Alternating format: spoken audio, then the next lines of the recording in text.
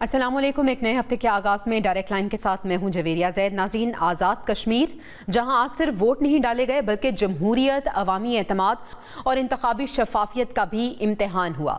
भिंबर में ballot box नजर आतिश, एक तरफ धांधली के इल्ज़ाम, दूसरी तरफ सियासी जवाबी हमले। सवाल यह है कि क्या अवाम का वोट महफूज रहेगा? क्या इलेक्शन कमीशन हर शिकायत पर गैर जानिबदाराना कार्रवाई करेगा? और क्या नताइज तमाम जमातों के लिए काबिल कबूल होंगे या इंतखाबी तनाज़ा मजीद शिद्दत इख्तियार करेगा? आखिर आज़ाद कश्मीर का हकीकी मैंडेट किसके हाथ में आएगा? प्रोग्राम के पहले हिस्से में हम इन्हीं तमाम सूरत हाल को समझने और जानने की कोशिश करेंगे। इसके साथ साथ प्रोग्राम के दूसरे हिस्से की बात करें तो प्रोग्राम के दूसरे हिस्से में जनाब हम बात करने जा रहे हैं मशरिक़ वुस्ता की। ईरान और अमरीका एक बार फिर आमने सामने हैं। इसराइल की जारहाना पॉलिसी, ट्रंप के सख्त बयानात और ईरान का दो टोक मौक़िफ़। क्या ये सिर्फ लफ्ज़ों की जंग है या खित्ता एक बड़े अस्करी तसादुम के दहाने पर खड़ा है? क्या आलमी ताकतें आग बुझाना चाहती हैं या अपने मफादात की खातिर इसे मजीद भड़का रही हैं? अगर कशीदगी बढ़ती है तो इसके असरात सिर्फ मशरिक़ वुस्ता तक महदूद रहेंगे या पूरी दुनिया इसकी लपेट में आएगी, इसकी कीमत चुकाएगी? और सबसे अहम सवाल कि क्या सिफारतकारी जंग पर गालिब आ सकेगी या बारूद वही मुस्तकबिल का फैसला करेगा? आज इन्हीं तमाम सवालात पर तज्ज़िया और हक़ाइक़ और मुख्तलिफ ज़ावियों से गुफ्तगू करने के लिए पैनल मेरे साथ मौजूद है। अपने पैनल का तारुफ आपसे करा देती हूँ। सीनियर एनालिस्ट हमाद हसन साहब हमारे साथ मौजूद हैं। असदुल्ला खान साहब एंकर पर्सन हैं, एनालिस्ट हैं, हमें ज्वाइन कर चुके हैं। और तंजीला मज़र साहिबा एंकर पर्सन, एनालिस्ट, आज के डिस्कशन का हिस्सा होंगे। सबसे पहले मैं असदुल्ला साहब गुफ्तगू का आगाज़ आपसे करने जा रही हूँ। सर, आज़ाद कश्मीर में इंतखाबात का पहला मरहला आज मुकम्मल हुआ है। बहुत लिहाज से बहुत यूनिक ये इंतखाबात समझे जा रहे हैं। पहली दफ़ा हमने देखा है कि मरहला वार ये इंतखाबात हो रहे हैं। सर, आप आज के दिन को, आज के सिक्योरिटी इंतज़ामात को, कुछ नाखुशगवार वाक़यात हुए, आज लोगों की शिरकत, अवामी शिरकत, इस सब को आप किस तरह से सम अप करते हैं? जी देखिए, कई हवालों से आपने बिल्कुल सही कहा कि आज के जो इंतखाबात हैं वो मुख्तलिफ हैं।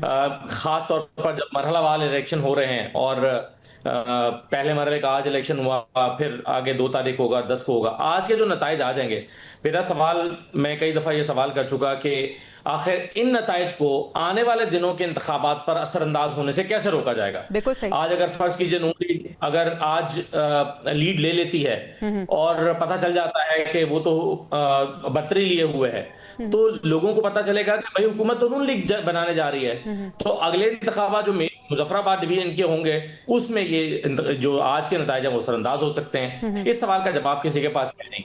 दूसरा, हमने देखा कि इन इंतखाबात में कोड ऑफ कंडक्ट की बाकायदा तौर पर धज्जियां उड़ाई जाती रहीं। आप कभी नहीं देखेंगे कि इलेक्शन से एक दिन पहले एक जगह पर बसें भिजवाई जा रही हूं। मसलन अगर पंजाब से बसें भिजवाई जा रही हैं तो वहां पर हुकूमत तो पंजाब PMLN की नहीं है, लेकिन आप बसें भिजवा रहे हैं, उस पर बड़े बड़े बोर्ड्स, वो होर्डिंग्स लगा रहे हैं, उसके ऊपर बैनर्स लगा रहे हैं कि जी ये तोहफा है पंजाब की तरफ से आजाद कश्मीर के लिए। क्या ये इलेक्शन की ज़ाब्ता अखलाक की खिलाफ वर्जी नहीं है? अब इस पर कार्रवाई, जो पीपल्स पार्टी वाले चीख रहे हैं, वो कह रहे हैं कि जी कार्रवाई इस पर होनी चाहिए थी, जिन्होंने भेजा है या जिसके लिए भेजा है, जिस डिवीजन में वहां पर लोगों को इलेक्शन के अमल से रोकना चाहिए। और इंतजामिया ने क्या किया है कि नहीं जी, ये गाड़ियां हम फिलहाल अपनी पार्क कर रहे हैं एक जगह पर, जब इलेक्शन मुकम्मल हो जाएंगे तो फिर ये गाड़ियां चलने लगेंगी। जी भाई, आप बेशक पार्क कर रहे हैं मगर आवाम को तो मैसेज पहुंच गया कि ये नून लीग की तरफ से बसें आई हैं, तो जो मकसद था वो तो पूरा हो गया। इंतखाबात से 3 दिन पहले या 2 दिन पहले बसें भिजवाना, इस पर सवाल उठता है। और फिर देखिए आज का जो टर्न आउट रहा है, वो टर्न आउट आज बहुत ही कम रहा है। अभी एग्जैक्ट कितना है हमें मालूम नहीं है, लेकिन सारा दिन हमने देखा कि लोगों ने इंतखाबात में दिलचस्पी नहीं ली। क्या ही अच्छा होता कि अगर जो वहां पर मसाइल चल रहे हैं, जॉइंट अवामी एक्शन कमेटी के इश्यूज, जो लोगों का के मुतालबात, एहतजाज, पहले इसको सेटल डाउन किया जाता। चाहे इंतखाबात 15-20 दिन लेट हो जाते, पहले उन इश्यूज को सेटल डाउन किया जाता, उसके बाद आप इंतखाबात में उतरते। तभी मेरा ख्याल है कि बिल्कुल सही। अच्छा असद साहब, आपने बात की कि टर्नआउट बहुत कम रहा। मैं आपसे ज़रूर पूछना चाहूँगी कि इसकी वजूहात क्या है? इसकी वजूहात ये थी कि क्या सियासी जमातें मुतमईन नहीं कर सके अवाम को, या फिर ये वजह थी क्योंकि 85% यहाँ पे सेंसिटिव पोलिंग स्टेशन थे, तो ख़तरे की वजह से और डर की वजह से अवाम नहीं निकली? निकले, मैं ज़रूर आपका पॉइंट लेना चाहूँगी, लेकिन हम हमाद हसन साहब को भी शामिल गुफ्तगू करते हैं। हमाद साहब, thank you so much for your time. Sir, आज का पहला मरहला और आज के दिन, आज की जो तमाम तर सूरत हाल है वो आपके सामने है। कुछ नाखुशगवार वाक़यात भी हुए, फिर हमने देखा कि एक दूसरे पर धांधली के इल्ज़ामात भी लगाए जाते हैं। आज आज़ाद कश्मीर में होने वाले पहले मरहले के इंतखाबात को आप किस तरह से रीड करते हैं? बहुत शुक्रिया। देखिए, ये इतना बड़ा इलेक्शन नहीं है, लेकिन डायनेमिक्स अलग हैं, यानी कुछ पस मंजर के मामलात भी हैं। एक तो कश्मीर के अंदर जो टेंशन उभरी थी गुज़श्ता कुछ अरसे से, एहतजाज और तहरीकें और ये चीजें सामने आई थी, एक कमेटी सामने आई थी, वरना ये इतना बड़ा इलेक्शन नहीं है। यानी आज जो इलेक्शन हो रहा है वो सिर्फ 3 हिस्सा में हो रहा है, मीरपुर में, कोटली में और भेंबर में। 14 लाख टोटल हैं और ये 14 लाख वोटर्स वोट इस्तेमाल करेंगे, लेकिन कुछ अच्छी भी हो रही है। यानी हम पार्ट्स में इलेक्शन की तरफ बढ़ रहे हैं। बहुत से ममालिक में इस तरह होता है, इंडिया के अंदर तो 4-4, 5-5 महीने तक इस तरह के इलेक्शन। खैबर पख्तूनख्वा में बीडी इलेक्शन में 2021 में हो चुका था। कुछ इस्लाह में इस तरह के इलेक्शन हुए थे, यानी पहले मरहले में कुछ इलेक्शन हुए, फिर दूसरे मरहले। लेकिन आते ही कश्मीर की तरफ, देखिए कश्मीर के अंदर 1970 से इलेक्शन हो रहा है, लेकिन एक तो वहाँ पर मकामी जमातें होती थी, कुछ बड़े प्लेयर्स होते थे, सरदार अब्दुल कयूम खान, सरदार इब्राहिम, बैरिस्टर सुल्तान महमूद और दूसरे लोग। वो प्लेयर्स तो खैर अब भी मौजूद है मैदान में, लेकिन उनकी कदोकामत वो नहीं है जो माजी में हुआ करती थी। वो इसमें चौधरी मजीद और चौधरी अनवारुल हक और चौधरी यासीन और दूसरे इस तरह के लोग हैं, लेकिन वो उस कदोकामत के लीडर नहीं है जो माजी में हुआ करते थे। अब आज का जो इलेक्शन है, तो जो अभी तक मेरे पास इंफॉर्मेशन है वो कि मैं सफर में हूँ इस वक्त, लेकिन जो मेरे इंफॉर्मेशन है तो टर्न आउट काफी कम रहा है और कम होना ही था, क्योंकि कश्मीर के अंदर एक रेजिस्टेंस, एक मुजाहिमत और एक एहतजाज बहरहाल जारी है। और आज भी रावलाकोट से मुजफ्फराबाद की तरफ कोई एहतजाजी जुलूस जा रहा था। तो जाहिर है जब इस तरह की सूरत हाल हो तो टर्न आउट कम ही होता है। 1985 में गैर जुमाती इलेक्शन जनरल ज़िया ने करवाए थे, तो तारीख का सबसे कम टर्न आउट रहा था, क्योंकि उसमें सियासी जमातों ने हिस्सा नहीं लिया था, उन्होंने बाइकाट किया था। अब यहाँ पर एक तो एहतजाज मौजूद है, दूसरी बात ये कि एक मकबूल जमात, एक जमात किया है, तो पढ़ेंगे कि कम टर्न आउट से नताइज आएंगे। बिल्कुल सही। इसको हम मजीद भी डिस्कस करेंगे। तंजीला साहिबा भी हमारे साथ मौजूद है। तंजीला साहिबा, thank you so much for your time. मुझे ये बताएं कि ये जो मरहलावार इंतखाबात हो रहे हैं, आप इसको किस तरह से देखती हैं? आपको लगता है कि मरहलावार इंतखाबात के जो नताइज हैं, यानी पहले मरहले का जो नतीजा निकलेगा, ये दूसरे पर असरअंदाज नहीं होगा? और फिर आज जो हमने देखा कि कुछ नाखुशगवार वाक़यात भी पेश आए, इससे आप समझती हैं आज भी टर्न आउट कम रहा, अगले मरहले में मजीद कम रहेगा, या किस तरह से असरअंदाज हो सकता है? देखिए, दुनिया में बहुत सारे ऐसे ममालिक हैं जहाँ पे मरहलावार इलेक्शंस होते हैं, उसमें तो कोई मुझे नहीं लगता कि उसका कोई असर होता है या नहीं, क्योंकि पाकिस्तान में एक खास पैटर्न है। आपको पता है कि जो कश्मीर और गिलगित बल्तिस्तान जो है वो उनका जो वोटिंग पैटर्न है वो वफाकी हुकूमत में कौन बैठा है, कौन सी सियासी जमात है, उसको बहुत ज्यादा फॉलो करते हैं। इलेक्शंस होना इटसेल्फ एक बहुत अच्छी बात है। बदकिस्मती की बात यह है कि हमारे यहाँ इलेक्शन डे से पहले ही मुतनाज़ बना दिए जाते हैं। तो कश्मीर के इंतखाबात में भी इस बार यही हुआ, और जो बड़ी सियासी जमातें हैं जिस तरीके से एक दूसरे पे इल्जाम तराशी करें, उससे मेरा ख्याल है कि पूरा का पूरा प्रोसेस वैसे ही डिस्क्रेडिट हो गया है। अब उसके बाद नताइज जो हैं वो आप देखिएगा कि हर शख्स अपनी मर्जी से उसको मैनिपुलेट करने की कोशिश करेगा, जैसे भी नताइज आएंगे। और पाकिस्तान में वैसे भी रिवायत नहीं है कि हारने वाले इसको तस्लीम कर लें और जीतने वाले जो हैं वो कॉन्फिडेंस के साथ कहें कि हम वाकई में जीते हैं मैंडेट के साथ। तो ये पाकिस्तान की जमहूरियत के लिए मुझे लगता है कि एक बड़ी खतरनाक चीज़ है। फिर जिस तरीके से कश्मीर के मामलात को हैंडल किया गया है, आई थिंक कि वो बहुत अच्छा प्रेसिडेंट सेट नहीं किया गया, क्योंकि सारी दुनिया में जब कश्मीर का जिक्र आता है तो ज़ाहिर है आज़ाद कश्मीर और जम्मू कश्मीर दोनों को लोग एक साथ एक उसमें तस्वीर में देखते हैं। एक तस्वीर का ये रुख था जहाँ पे आज़ाद कश्मीर है, जहाँ पे लोगों के पास हुकूक हैं, जहाँ पे लोग पुरअमन जिंदगी गुजार रहे थे, जहाँ पे किसी किस्म का कोई अनरेस्ट नहीं था। तो उसकी कॉन्ट्रडिक्शन में जब आप जम्मू कश्मीर के केस पे दुनिया से ये अपील करते थे कि भारत वहाँ पे मुजालम कर रहा है और भारत वहाँ पे जो है वो फोर्स इस्तेमाल कर रहा है, तो आपका केस बहुत ज्यादा मजबूत था। मैं ये नहीं कह रही कि आज भी पाकिस्तान का जो कश्मीर के साथ मामला है उसमें उनका केस कमजोर हो गया, लेकिन एक प्रेसिडेंट जरूर सेट करता है कि आप जो है वो ताकत के बलबूते पे जब अवामी मसाइल को हल करने या उनसे भागने की कोशिश करते हैं तो फिर वो मसाइल उलझते हैं, वो हल नहीं। सही। तो मेरा ख्याल ये है कि अब इंतखाबात तो जाहिर बात है क्योंकि अनाउंस हो गए थे कि आईनी ऑब्लिगेशन थी, इनको हो जाना चाहिए, और उसके बाद जिसकी भी हुकूमत आए, कोई कोalition गवर्नमेंट आती है, उसके बाद बैठ के इन मसाइल को वंस फॉर ऑल सेटल कर देना चाहिए। कश्मीर में इस तरह के एपिसोड्स बार बार होते हैं। तंजीला साहिबा, बड़ी आइडियल सिचुएशन की आप बात करी हैं, इस पे मजीद भी बात करेंगे। फिर आप लोगों से मैं पूछना चाहूंगी कि आप तीनों की नज़र में आज का सबसे बड़ा सरप्राइज क्या हो सकता है, क्योंकि पीपल्स पार्टी और नून लीग के साथ हमें आईपीपी भी नज़र आ रही है। इन तीनों जमातों की पिचेस क्या हैं, कौन किस तरह डिफरेंट है और कौन सी जमात सबकत लेने पर हावी नज़र आ रही है, पैनल की राय हम जानेंगे, लेकिन अभी हमें ब्रेक पर जाना है। Stay with us. Welcome back नाज़रीन। आज़ाद कश्मीर में होने वाले मरहलावार इंतखाबात का पहला मरहला आज मुकम्मल हुआ है और आज उसी पे हम प्रोग्राम में बात कर रहे हैं। पैनल मेरे साथ मौजूद है। असदुल्ला साहब, मैं आपसे सबसे पहले तो वही सवाल करना चाहूँगी कि टर्न आउट की आपने बात की कि कम रहा, आपके ख्याल में इसकी बुनियादी वजह क्या थी? इसके बाद मैं मज़ीद आपसे बात करना चाहूँगी पिचिस के हवाले से पीपल्स पार्टी, नून लीग और IPP की।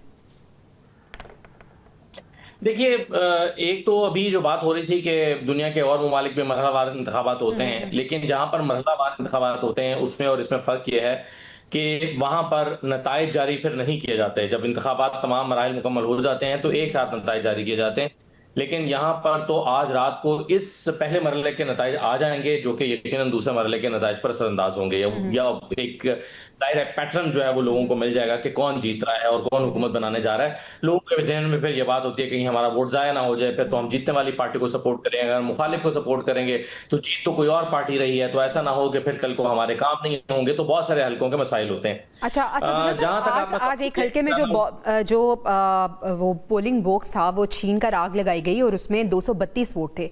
अब उसके हवाले से भी फैसला होगा कि क्या यहाँ पे दोबारा इलेक्शन होंगे या उसके बगैर ही नताइज जो है वो अनाउंस किए जाएंगे, फिर अवामी एतमाद इसको हासिल होगा या नहीं, ये भी बहुत बड़ा सवाल होगा आज के लिए। जहां पर इस तरह के वाकया होता है वहां पर तो फिर उस पोलिंग स्टेशन पर या उस हल्के के कुछ हिस्सों पर दोबारा से इलेक्शन होते हैं। गिलगित में भी हमने ये देखा था। लेकिन जहां तक आपका ये सवाल था कि वोटिंग टर्नआउट कम क्यों रहा है, तो उसका सबसे बड़ा फैक्टर तो कल ज्वाइंट अवामी एक्शन कमेटी की हड़ताल है। जब उन्होंने कहा कि हम इन इलेक्शंस में नहीं जा रहे, तो इससे साबित होता है कि अवाम की एक बहुत बड़ी तादाद ने ज्वाइंट अवामी एक्शन कमेटी का साथ दिया है। और जैसे कि हम जानते हैं कि उनके मुतालबात कुछ सही होंगे, कुछ गलत होंगे, कुछ बिल्कुल नाजायज होंगे, कुछ जायज भी होंगे, लेकिन बहरहाल उनको आवाम की बहुत बड़ी तादाद की हिमायत हासिल है। यही वजह है कि उन्होंने कहा कि हम इलेक्शन में नहीं जाएंगे या इलेक्शन का बॉयकॉट करेंगे, तो आवाम ने बॉयकॉट किया है। तो एक बड़ी वजह तो ये है। दूसरी वजह ये है कि जोरे बाजू या बाय हार्ट हिमायत हासिल है। अब देखें, अब ये तो एक डिबेट है। कुछ लोगों के ख्याल में इस जमात को जो है वो PMLN की मिसाल के तौर पर कल अता तारड़ साहब ने प्रेस कॉन्फ्रेंस की और उन्होंने कहा कि रियासत के पास ये सबूत है कि इनको गैर मुल्की ताकतें सपोर्ट कर रही हैं, जबकि बिलावल साहब इस बात को नहीं मानते। बिलावल साहब कहते हैं कि एक ट्रूथ एंड रिकंसिलिएशन कमीशन बनना चाहिए, वो फैसला करे कि ये गद्दार हैं या नहीं है। अच्छा। तो अब ये तो साथी जमातें हमारी इस पर तो कंफ्यूज हैं, लेकिन आज के बॉयकॉट से या टर्नआउट के कम रहने से तो अंदाजा होता है कि इनको या इनके मुतालिबात को अवाम की हिमायत हासिल है। तो इससे तो यही अंदाजा होता है। दूसरा फैक्टर जो है वो पाकिस्तान तहरीक इंसाफ का भी इलेक्शन का बॉयकॉट करने का फैसला भी एक बड़ा फैक्टर हो सकता है। उसकी वजह यह है कि बहरहाल PTI की भी खासतौर पर 2024 में जो कुछ हुआ या 2023 में जो कुछ हुआ, उसके बाद से मुल्क भर के मुख्तलिफ हिस्सों में एक वाज़ेह सपोर्ट मौजूद है। और PTI ने जब यहाँ जनरल इलेक्शन में भी जिन हल्कों का बॉयकॉट किया था, वहां पर भी हमने देखा था कि वोटिंग टर्नआउट काफी कम रहा। सिर्फ हरिपुर के हल्के में वोटिंग टर्नआउट ज्यादा रहा, बाकी पंजाब के हल्कों में वोटिंग टर्नआउट कम रहा क्योंकि PTI ने बॉयकॉट किया था। तो PTI का बॉयकॉट करना ही टर्नआउट के कम रहने की एक वजह हो सकती है। और तीसरा जाहिर है वक्त हालात, माहौल, एक बिल्कुल सही, कशीदगी, बिल्कुल सही। एक ऐसा हाल है जैसे लोगों ने लातालुकी का इज़हार किया है। बिल्कुल सही है। हमाद हसन साहब, पीटीआई ने जो बाइकआउट किया है इन इंतखाबात का, क्या आईपीपी को इसका एज मिल सकता है? क्योंकि आईपीपी की पिच हमने देखा कि थोड़ी मुख्तलिफ रही। फिर अलीम खान इसमें शामिल हैं, पीटीआई का वो हिस्सा रहे हैं, जहांगीर तरीन भी एक वक्त में हिस्सा रहे थे पीटीआई का। तो क्या यहाँ पे आईपीपी को ये एज मिल सकता है कि पीटीआई को जो सपोर्ट करने वाले थे वो आईपीपी की हिमायत में बाहर निकले, और आईपीपी ने फिर जो पिच इख्तियार की है, इन्वेस्टमेंट लेके आनी है, उन्होंने कहा है कि टूरिज्म को बढ़ाना है, तो क्या ये सारे आईपीपी के हक में जा सकते हैं?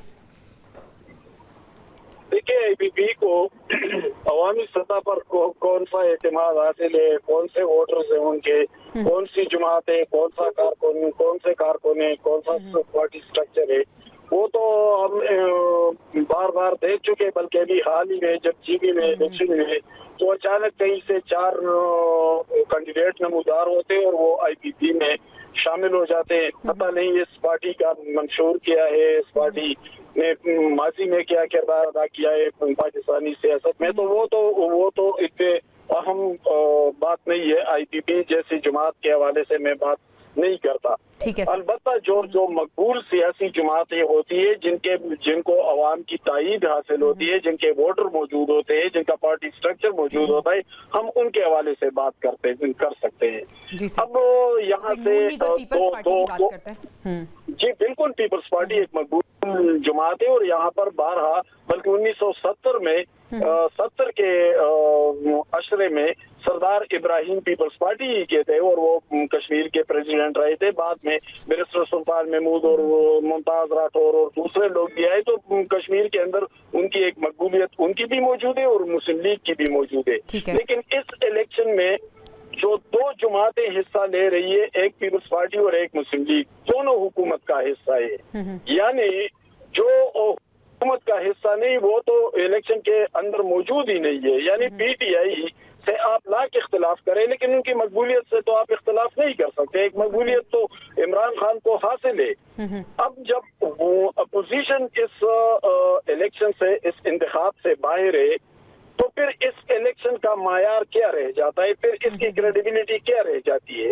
एक बात तो ये है। दूसरी बात ये कि जो एक्शन कमेटी यानी उसकी तायीद हम करें या न करें, लेकिन बहरहाल एक मुसाहिमत और एक एहतजाज तो वहाँ पर मौजूद है।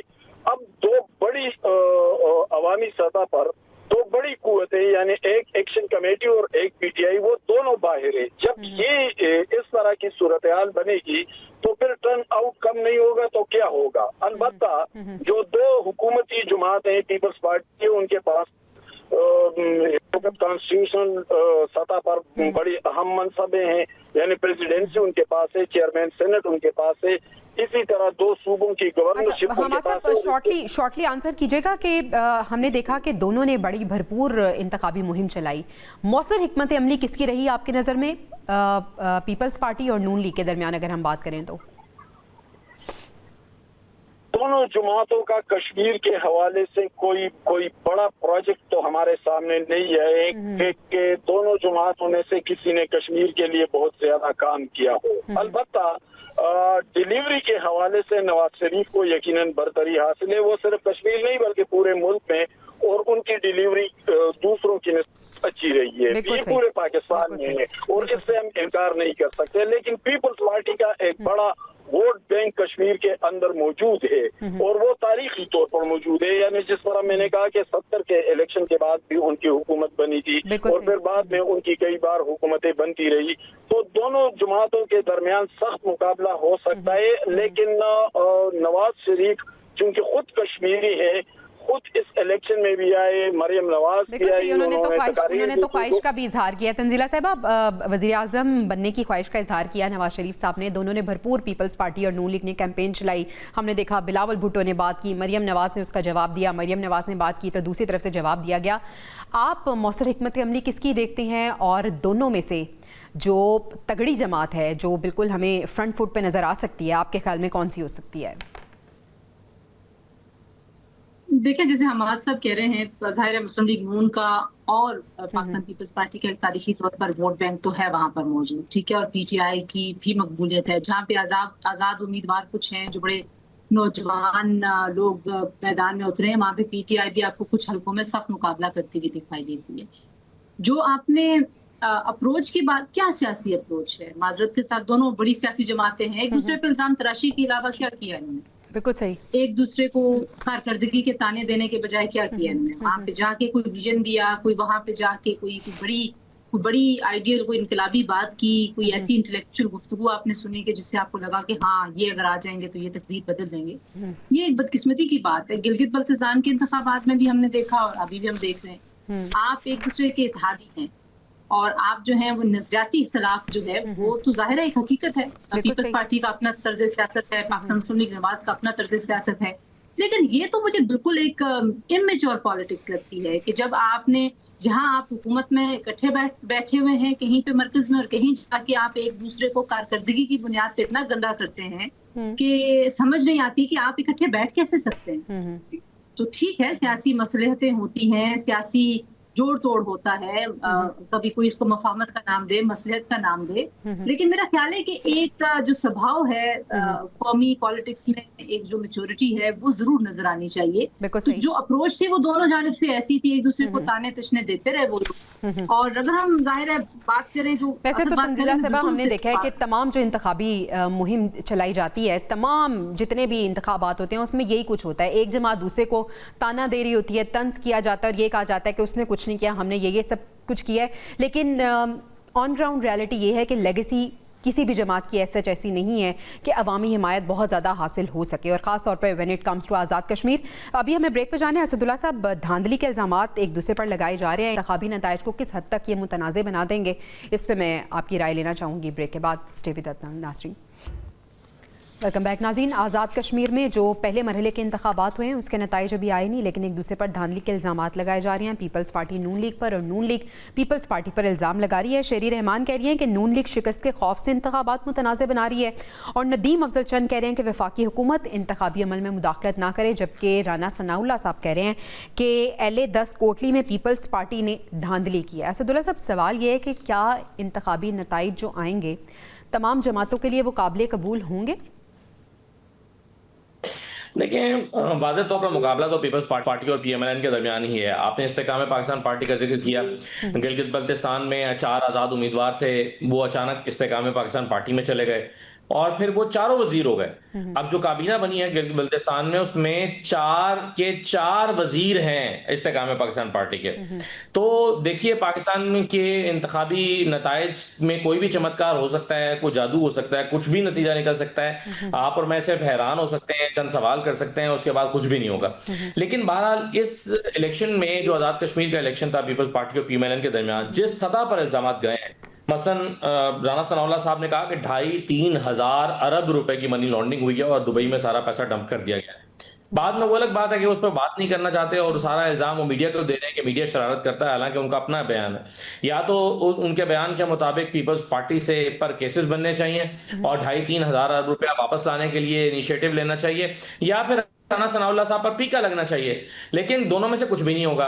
तो ये जो इंतखाबी नताइज अब निकलेंगे, इसमें भी कोई बहुत बड़ा बहरान या बहुत बड़ा इनकलाब नहीं आ जाने लगा।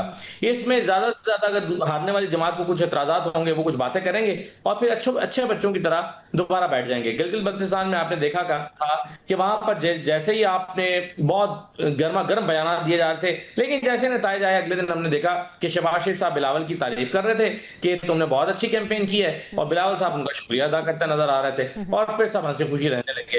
तो यही नतीजा यहाँ पर भी निकलेगा। इसमें कोई बहुत बड़ी जो ज्यादा परेशानी की बात है, जब लफ्जी गोलाबारी चल रही होती है ना, तो ऐसा लगता है कि वफाकी इत्तेहाद भी खतरे में है, लेकिन बाद में ऐसा लगता है कि ये सब कुछ तो प्लांटेड और इंटेंशनल हो रहा होता है। देखिए, कोई इत्तेहाद, वफाकी इत्तेहाद कोई खतरे में नहीं है, इसका उसके साथ कोई ताल्लुक नहीं है।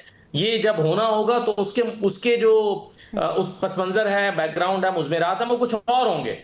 जब भी विफाक की हुकूमत गिरनी होगी तो उसमें फिर कोई अचानक से PDM तरह की कोई चीज बनेगी, वो आसमान। बिल्कुल सही है। तंजीला साहब, आप क्या समझती हैं, इंतखाबी नताइज तमाम जमातों के लिए काबिल कबूल होंगे? एक दूसरे पर धांधली के इल्जामात लगाए जा रहे हैं, कैसे देखती हैं आप? जी, मैं ये कह रही हूँ कि जैसे पहले ही मुतनाज़ बना दिए गए हैं और एक दूसरे पे बहुत इल्जामात हैं, तो वैसे ही होगा जैसे मरकज में हुआ। यानी कि 2018 के इंतखाबात भी मुतनाज़ थे, लोग पार्लियामेंट में आ गए और फिर उसने हुकूमत की, जो अपोजिशन में थे वो अपोजिशन में बैठे रहे, पर्क्स एंड प्रिविलेजेस लिए, तनख्वाहें ली, डीए लिए, लेकिन एक दूसरे को कहते रहे कि ये जाली पार्लियामेंट है, ये रबर स्टैम्प पार्लियामेंट है। यही कुछ वहां पे भी आपको होता हुआ दिखाई देगा। जो मेरा कंसर्न है, जाहिर है वो बहुत कह लीजिए कि एक मकबूल बात नहीं होती, लेकिन ये एक बड़ी जरूरी बात है कि जमहूरियत और जमहूरी जो रवैये हैं वो बुनियादी तौर पे बहुत ज्यादा खतरे में है। इट इज नॉट अबाउट कि कौन सी पार्टी जीतेगी और कौन सी धांधली के इल्जामात लगाएगी। अपेरेंटली नजर आता है कि एक मखलूत पार्लियामेंट बनेगी, मखलूत हुकूमत ही बनेगी, और 6 से 8 सीटों पे जो है वो आज जहाँ पे इंतखाबात हो रहे हैं वहाँ पे मुस्लिम लीग नवाज को बढ़तरी नजर आती है।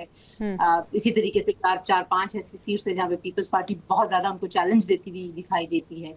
कुछ तारीखी तौर पर पीपल्स पार्टी के कोटली और उस तरफ के जो हल्के हैं वहाँ पे उनका तारीखी तौर पे वोट बैंक है।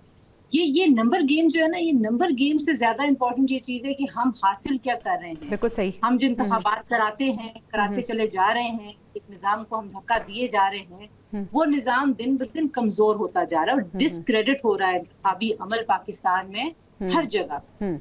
और वो उस डिसक्रेडिट करने में जाहिर है दीगर फोर्सेस का भी हाथ है, लेकिन खुद पॉलिटिकल फोर्सेस का बहुत बड़ा हाथ है, क्योंकि ये इस चीज को संजीदा नहीं लेते, एक दूसरे पे इल्जाम तराशी करते हैं और एक दूसरे को डिसक्रेडिट भी करते हैं और चोरी के इल्जाम भी लगाते हैं, और फिर जो है वो उस पार्लियामेंट का हिस्सा। बिल्कुल सही। तो ऑब्वियसली जो आम भी है वो हल दे रहे हैं, हल तो कोई नहीं दे रहे। अच्छा तंजीला साहिबा, मुझे ये बताएं कि क्या आज का जब नतीजा आएगा तो क्या कोई सरप्राइज एक्सपेक्ट किया जा सकता है? वैसे तो नून लीग और पीपल्स पार्टी में मुकाबला है, लेकिन आईपीपी आपको कहाँ पे स्टैंड करती हुई नजर आ रही है? क्या है कि जो जमातें हिमायत याफ्ता नजर आती हैं, अवामी हिमायत याफ्ता नहीं, लेकिन लोगों को लगता है कि मुक्तदरा की किसी न किसी तरह से कुछ सपोर्ट उनका दस्ते शफकत इन जमातों पे है, तो अवाम भी सोचते हैं कहीं ना कहीं कि शायद इनको वोट देने से हमारे काम ज्यादा बेहतर होने लग जाएंगे। इस तरह की एक सोच तो है पाकिस्तान के अंदर, और जाहिर है कि जिस तरीके से मुतारिफ हुई, इस तरह बड़े बड़े लोगों को उसमें शामिल करवाया गया, तो ये सारी चीजें जो हैं ये ऐसे नहीं हो जाती। मतलब ये पाकिस्तान की सियासत में वो बाब हैं जो कि हम चाहें भी तो हम मिटा नहीं सकते। जैसे जहांगीर तरीन के जहाज पे लोग बैठे थे, आपके सामने ही है कि वो उसने कितना असर डाला पाकिस्तान की बिल्कुल ऐसे ही है। तो अभी जिस तरह से ये पार्टी और इसमें जैसे लोगों को शामिल कराया गया, तो जाहिर है उसका कहीं ना कहीं वो डेंट डाल सकती है 1-2 हल। और अभी गिलगित की मिसाल भी दे रहे थे असदुल्ला साहब, आप बिल्कुल दुरुस्त फरमानी है। तंजीला साहब, हमें ब्रेक पे जाना है, ब्रेक से वापस आएंगे तो आप ही से मैं ईरान अमेरिका कशीदगी के हवाले से बात करूंगी, असदुल्ला साहब का और हमाद हसन साहब का शुक्रिया अदा करना चाहूंगी। तंजीला साहब हमारे साथ ही मौजूद होंगी। Stay with us. Welcome back नाज़रीन। ईरान अमेरिका कशीदगी की बात करें, डोनाल्ड ट्रंप की धमकियां एक तरफ, दूसरी तरफ ईरान का सख्त जवाब, और तीसरी तरफ सिफारतकारी भी चल रही है। तंजीला साहिबा, क्या मुस्तकबिल आप देख रही हैं? क्या सिफारतकारी नाकाम हो गई है या कोई करिश्मा, कोई मोजा सिफारतकारी कर सकती है? देखिए, मेरा ख्याल है कि जो सिफारतकारी है वो तो एक प्रोसेस है, ऑनगोइंग प्रोसेस है, और दूसरी तरफ जो जारियत है वो उस सफारतकारी से मैक्सिमम अपनी मर्जी का नतीजा निकालने की कोशिश है दोनों जानिब से। बिलखुसूस अमरीका ज़रा जारियत कर रहा और ईरान जो है वो अपने मौक़िफ़ पे भी डटा हुआ नजर आता है, उस जारियत का जवाब देता हुआ दिखाई देता है। वो चीजें जो मैदान जंग में इस्तेमाल करते हुए मुज़ाकरात में, अगर मैदान जंग में शिकस्त तस्लीम नहीं की, अपने मफादात का और अपने मौक़िफ़ का तहफ़्फ़ुज़ किया है, तो फिर ज़ाहिरी बात है वो मुज़ाकरात में कितना गिव इन कर सकते हैं। तो ये मेरा ख्याल है कि सिफारतकारी जो है वो दोबारा शुरू हुई या नहीं हुई ये सवाल नहीं है, सिफारतकारी तो जारी है। सही। असल मसला ये है कि दोनों फरीक़ैन चाहते हैं कि उनको ज्यादा से ज्यादा विन विन सिचुएशन मिले, उनको ज्यादा से ज्यादा जो उनकी शराइत हैं, जो उनके मुतालबात हैं, उसके करीब तरीन जो है वो मुआहदे की सूरत हाल। अच्छा तंजीला साहब, बहुत से लोग ईरान की स्ट्रैटेजी पे भी तनकीद करते हुए नजर आ रहे हैं। क्या आपको लगता है कि ईरान भी बड़ी रिजिड अप्रोच अब अपनाए हुए है? अमेरिका तो शुरू से ही हमने देखा कि ऐसा है, लेकिन ईरानी स्ट्रैटेजी को कैसे देखती हैं आप? देखिए, ईरान ने जिस तरीके से सस्टेन किया है सैंक्शंस को, जिस तरीके से सस्टेन किया है बार बार लोगों को, जारियत को, तो जाहिरी बात है आप एक ऐसे लूप में फंसे हुए हैं। अब आप जैसे हमने पूरी रीजन में और पूरी दुनिया में इस इशू को लेके सफारतकारी देखी है, जितना डिप्लोमेटिक फुटवर्क हुआ, आपको शायद इस माजी करीब में आपको इतनी एक्टिविटी दुनिया में नजर नहीं आई होगी किसी और तनाज़े के हवाले से। जी। तो एक लेवरेज तो ईरान को मिल रहा है कि पूरी दुनिया जो है वो देख रही है कि इसराइल की वजह से अमेरिका इस जंग में फंस गया है। फिर अमेरिका के अंदर भी इस जंग की हिमायत बहुत थोड़ी, तो ईरान इन सारी चीजों को कैलकुलेट कर रहा है और वो चाहता है कि जब भी ये एक तो वो जंगबंदी तो ईरान भी चाहता है और ऑनेस्टली अगर बात करें तो जंगबंदी तो अमेरिका भी चाहता है। दोनों इस जंग में बहुत लंबे अरसे तक नहीं जा सकते। कोई भी दो ताकतें हों, बड़ी ताकतें हों या ईरान और अमेरिका हों, वो हमेशा के लिए तो जंग में नहीं रह सकते। लेकिन ईरान ये चाहता है कि जब वो इस जंग से निकले, जब बात मुज़ाकरात की टेबल पे जाए, तो एक तो दोबारा जंग की सूरत हाल ना हो। उनको बहुत सारी गारंटीज चाहिए, बहुत सारी एश्योरिटीज चाहिए। वो एश्योरिटीज मुझे लगता है कि शायद अमेरिका भी देने से कासिर है। अच्छा तंजीला साहबा, along with all these assurances, do you think कि अभी बोन ऑफ कंटेंशन जो है in between Iran and America, ये स्ट्रेट ऑफ हॉर्मुज़ है, इस पर मामला अटके हुए हैं? देखिए, स्टेट ऑफ हॉर्मुज़ तो बन गया बोन ऑफ कंटेंशन। अगर आप सदर ट्रंप के शुरू के आदाब देखिए तो वो तो उनके जो न्यूक्लियर प्रोग्राम है उसको तबाह करने की बात कर रहे थे, फिर उन्होंने मिसाइल प्रोग्राम पे बात कर रहे थे। लेकिन जो स्टेट ऑफ हॉर्मुज़ का बीच में आया तनाज़ा, उस वक्त अमेरिका ने शायद ये कैलकुलेट नहीं किया था, ना इसराइल ने कैलकुलेट किया था ईरान जो है वो इतनी पावरफुल पोजीशन उस पे ले लेगा। बिल्कुल सही। अब ईरान जो मैं कहती हूँ ना कि ईरान के पास अब यही चांस है अपनी इकोनॉमिक सैंक्शंस को हटवाने के लिए, दोबारा से एक नॉर्मल जिंदगी में वापस आने के लिए, जितना मर्जी उन्हें सस्टेन किया। लेकिन यानी ईरान के पास एक यही हरबा जो है वो बचा है। बहुत शुक्रिया तंजीला मजहर साहिबा, आपने हमें अपना कीमती वक्त दिया और अपनी कीमती राय हमें दी। नाज़रीन, प्रोग्राम से इजाज़त दीजिए, इंशाल्लाह आपसे कल मुलाकात होगी। अल्लाह निगहबान।